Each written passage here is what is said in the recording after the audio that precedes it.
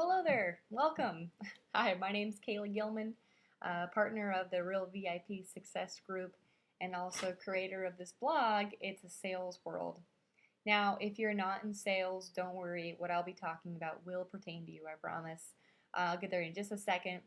But I do want to address something. For some reason, sales has a really bad rep, and I'm not sure why. It really is one of the most respected jobs. It's one of the most highest paying jobs in America, actually.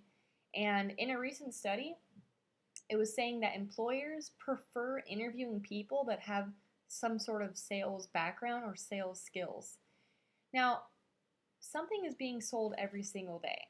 You know that every single day, obviously products are being sold and services are being sold and opinions are being sold. And I always laugh when people say stuff like, oh, I could never do sales, or I don't know how you do it. I'm not a salesperson. I couldn't do that. And I'm thinking, well, you're kind of selling me why you can't do sales, which is kind of interesting. Really, anybody can do sales, and honestly, everybody does do sales. I'll give you an example. I have a friend of mine. I won't say any names, but we were all hanging out, and there's like probably 5 or 6 of us. And now this girl's like the exact opposite of a salesperson. She's like, I would rather be in a library with my face in a book all day, kind of. She's not a salesperson. And all of us wanted to go. I think it was like Red Robin or something like that, but she didn't want to go. And so she goes, guys, I don't know. Red Robin's not that healthy. It's gonna be really busy there. Maybe we'll try something else, right? And she started listing off different ideas. And I thought that was really interesting because, in a way, she was selling us why we shouldn't go to Red Robin or whatever. And so it's stuff like that. But sales is happening all the time. If you're a parent, you're constantly selling your kids why they should eat their vegetables or why they should do this. If you're a teacher, you're selling your students on why they should listen to you and why what you're talking about is important and stuff like that. If even if you're a student, let's say you're in college, you're working really hard because you want to get that dream job that you've been working so hard for. But guess what? Before you get that job, you got to get that interview, and in that interview, you have to really sell yourself. Because if there's one thing in life that you're selling, it's yourself. And I don't care what business that you're in, sales will help you. So think about it. What are you selling in your job? Or what is it that you're selling? Really think about that. And if you were to improve your sales skills, do you think that would benefit you? Let's say you're a photographer. Think about how improving your sales skills will help your business. Or if you want to be a pro athlete, how is having good sales skills going to help you in the long run?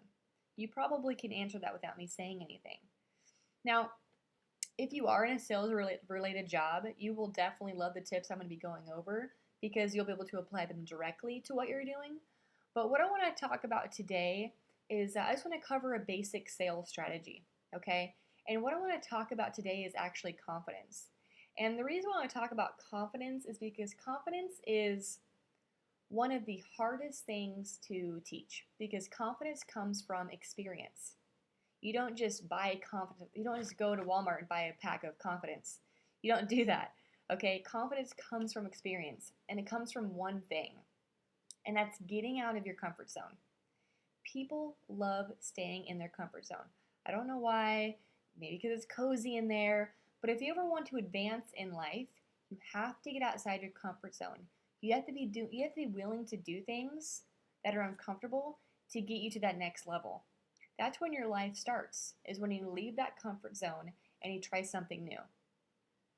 And how you know if you're growing or not, like for example, if you're a performer, like if you're a singer or a dancer or you play the guitar or maybe you're an actor, whatever it is that you do.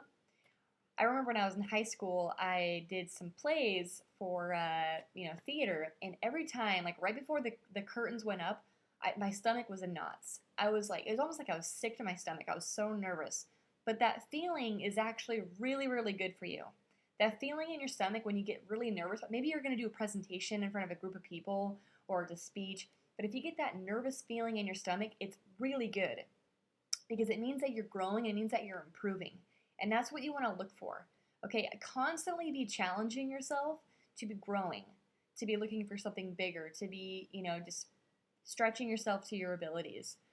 And I really, really encourage you to do that because life is short.